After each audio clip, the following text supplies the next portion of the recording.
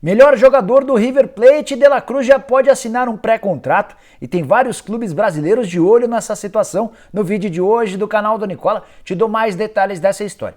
Quero te contar também sobre o São Paulo, que entra em campo nesse sábado, de novo, sem qualquer desfalque por causa da Covid-19. Como é que será que só o tricolor não pega o coronavírus? Tem ainda informações do Flamengo, que reencontra o Fortaleza, Rogério Ceni contra seu ex-time, Bocelli pintando no Boca Juniors para virar reforço nas semifinais da Libertadores. Para fechar, ainda falo sobre os 8 atletas do Santos, cujos contratos estão perto do fim.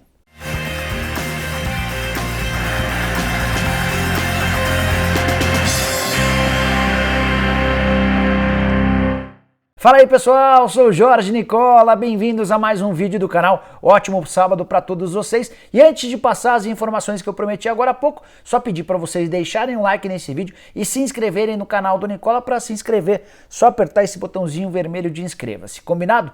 Bora começar o vídeo falando a respeito de Santos, o Peixe, que é semifinalista da Libertadores da América, tem 8 atletas cujos contratos terminam agora no dia 31 de dezembro. E desses 8, 5 não terão seus contratos renovados para a próxima temporada, mas calma, torcedor santista, não há motivo para desespero. Nenhum desses atletas é titular, pelo contrário, vários são absolutamente desconhecidos. São eles Alan Mota, 20 anos de idade, Atos, 21 anos, Lucas Yanassi, 24 anos, além do Marcos Henrique, 20 anos, e do Vitor Bandeira, também de 20 anos de idade. Os 3 atletas que completam essa lista de 8 jogadores são o goleiro Vladimir, 31 anos de idade, esse sim deve ter seu contrato prorrogado por mais uma temporada, o Bruno Marques, atacante de 21 anos, que jogou só 6 vezes pelo time principal e já marcou 2 gols, terá seu contrato, ou melhor, será comprado junto ao Lagarto do Sergipe, ele está emprestado até 31 de dezembro, o Santos vai pagar R$600 mil para ter 70% dos direitos econômicos do jogador, atacante centroavante dos mais interessantes. E por último, mas não menos importante, que também está nessa lista, é o Luan Pérez, zagueiro de 26 anos de idade, pertence ao Bruges, da Bélgica, contrato de empréstimo dele termina agora no dia 31 de dezembro, eu cheguei a trocar mensagens com o Luan Pérez nos últimos dias. Ele afirmou que tem muita vontade de disputar a semifinal e uma eventual final da Libertadores da América, mas deixou a situação para o Clube Bruges e aí que está o problema. O time belga quer 5 milhões de euros para liberar o Luan Pérez. O Santos tenta a prorrogação do empréstimo com a justificativa de que se ele for campeão da Libertadores vai se valorizar. Nesse momento o Bruges parece não muito motivado a prorrogar o empréstimo, que é a venda do jogador, ou então vai tentar encontrar um outro clube para o Luan Pérez jogar. Notícia importante do dia 25, Bocelli, atacante que está deixando o Corinthians, pode pintar no Boca Juniors. Centroavante de 35 anos de idade foi consultado nas últimas horas pelo gigante argentino sobre a possibilidade de virar reforço já para as semifinais da Libertadores da América. O Boca Juniors será adversário do Santos. Há uma dificuldade grande hoje no elenco do Boca em relação a centroavantes.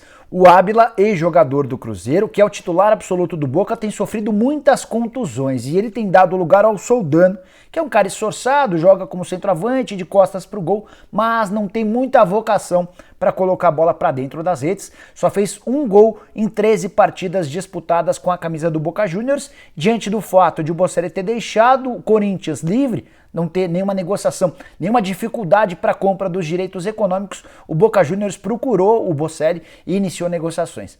Vale lembrar que exatamente um ano atrás o Boca quase conseguiu a contratação do Bocelli, mas na oportunidade o Corinthians pediu um valor para ser ressarcido.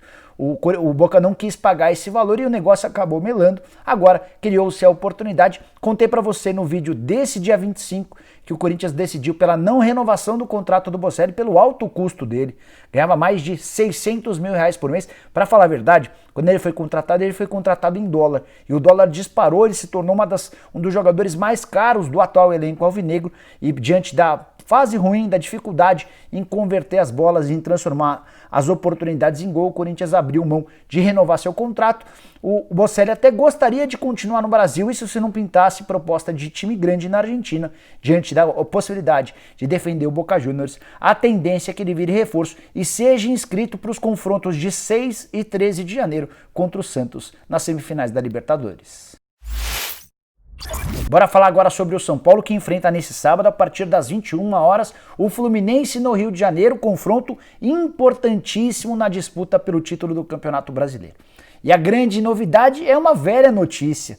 São Paulo mais uma vez não tem desfalques por causa do surto de coronavírus. Todos os atletas foram testados ao longo do dia 25 e todos apresentaram o resultado negativo, ou seja, estavam habilitados para viajar. Fernando Diniz vai escalar aquilo que quiser. Pode dar uma poupada nos jogadores? Pode, até porque na próxima quarta-feira tem um jogo de volta das quartas, ou melhor, jogo de volta das semifinais da Copa do Brasil. Mas se ele quiser, ele vai com força máxima até o Luciano, que se recuperou de um estiramento muscular, também viajou com o elenco e pode ser mais uma novidade para a partida.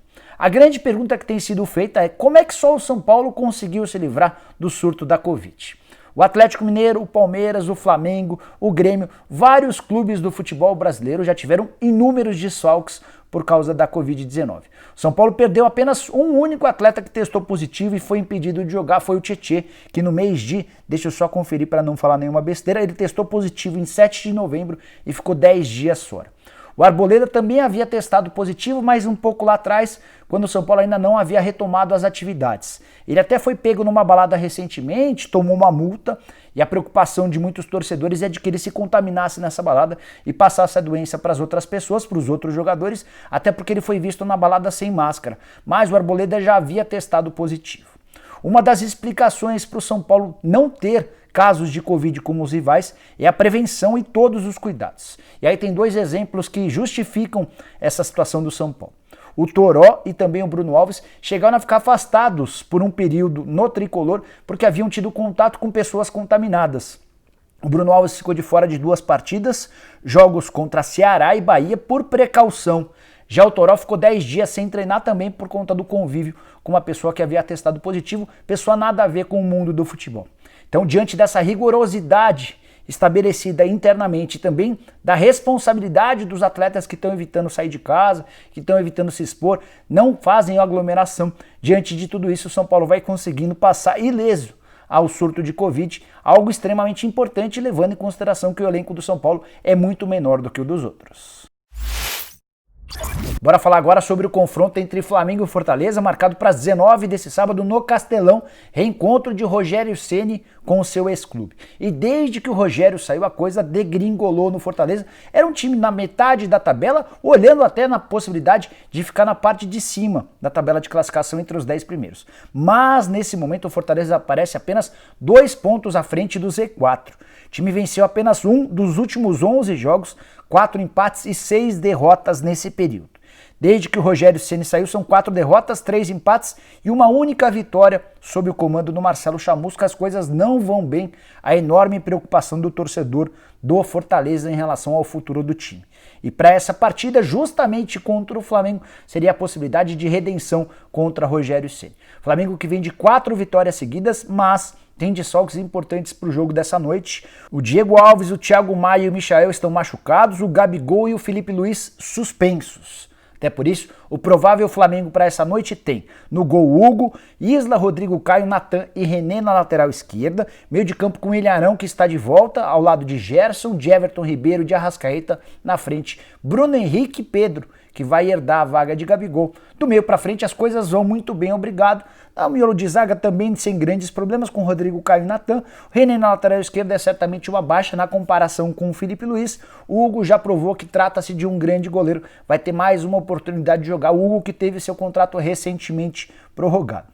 E aí, já que aproveitei para falar de Flamengo e Fortaleza, quero contar que além do São Paulo, primeiro colocado, do Flamengo, segundo colocado, o Atlético Mineiro, que é o terceiro na classificação do Campeonato Brasileiro, também entra em campo nesse sábado um pouco mais cedo, às 5 da tarde, contra o Curitiba, jogo em Minas Gerais.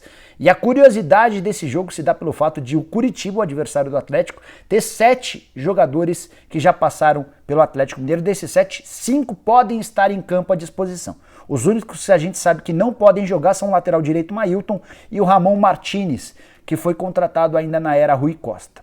Os 5 jogadores à disposição que podem fazer com que aquela lei do ex valha são Wilson goleiro, Natan, Galdesani, Giovanni Augusto e Ricardo Oliveira.